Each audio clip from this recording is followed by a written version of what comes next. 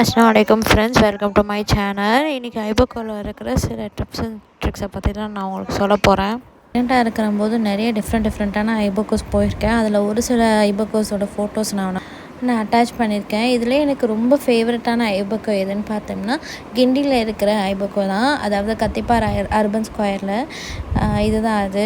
ஏன்னா இங்கே வந்து 24/7 கடை ஓப்பனாக இருக்கும், அதனால தான். ஸோ ஃபஸ்ட்டு ட்ரிக் என்ன அப்படின்றத நான் சொல்லிடுறேன். டேஸ்டிங். நீங்கள் ஐபோக்கோ உள்ளே போனதுமே நீங்கள் எனக்கு இந்த ஃப்ளேவர் டேஸ்ட் பண்ணணும், டேஸ்டிங் தாங்கன்னு கேட்டால் அவங்க தருவாங்க.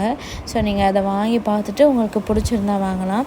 ஒரு சில ரெண்டே இதுக்கு மட்டும் நான் லாஸ்ட்டாக போயிருந்தப்போ அவங்க டேஸ்டிங் கொடுக்கல. அதில் ஒன்று தான் இது நான் வாங்கியிருந்தேன், பெல்ஜியம் சாக்லேட்னு. ஏன்னா அது வந்து மொத்தமாக பாக்ஸாக தான் வரும், மேலே டாப்பிங்ஸ் இருக்கிறதுனால அப்படின்னு சொல்லியிருந்தாங்க.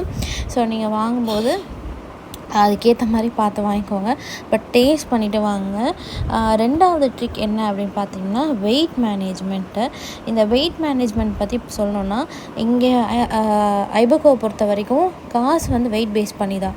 ஸோ நீங்கள் வந்து ஐஸ்கிரீம் அளவுக்கு டாப்பிங் எந்த அளவுக்கு செலக்ட் பண்ணணுமோ கரெக்டாக செலக்ட் பண்ணுங்கள். ஏன்னா இப்போ நீங்கள் சாக்கோ சிப் ஐஸ்கிரீம் வாங்குறீங்கன்னா ஆல்ரெடி அதில் சாக்கோ சிப் இருக்கும். ஸோ அதுக்கு மேலே நீங்கள் போட்டு வாங்கினீங்க அப்படின்னா உங்களுக்கு வந்து வேஸ்ட்டு தான் அது.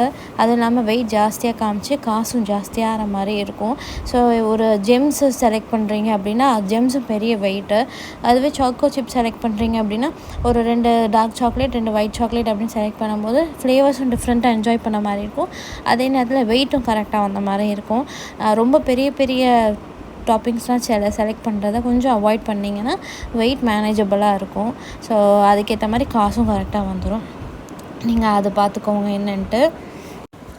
அதுக்கு பதிலாக சாஸஸ் ட்ரை பண்ணலாம், அதுவும் நீங்கள் பாருங்கள்.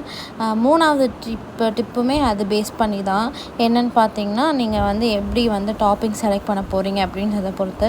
ஃபார் எக்ஸாம்பிள் மேங்கோ ஐஸ்கிரீம் வாங்குறீங்கன்னா மேங்கோ சாஸ் மட்டும் ஊற்றி வாங்கினீங்கன்னா மொத்தமாக ஒரு மேங்கோ வந்து நீங்கள் என்ஜாய் பண்ண மாதிரி இருக்கும். ஸோ அந்த மாதிரி நீங்கள் பார்த்து வாங்குங்க. இல்லைனா டார்க் சாக்லேட் வாங்கினோம்னா அந்த லேயர் கட் பண்ணி சாப்பிடும்போது செம்மையாக இருக்கும். இன்னொரு முக்கியமான டிப் என்னென்னு பார்த்தீங்கன்னா, இங்கே வந்து நீங்கள் கஸ்டமைஸ் பண்ணிக்கலாம்.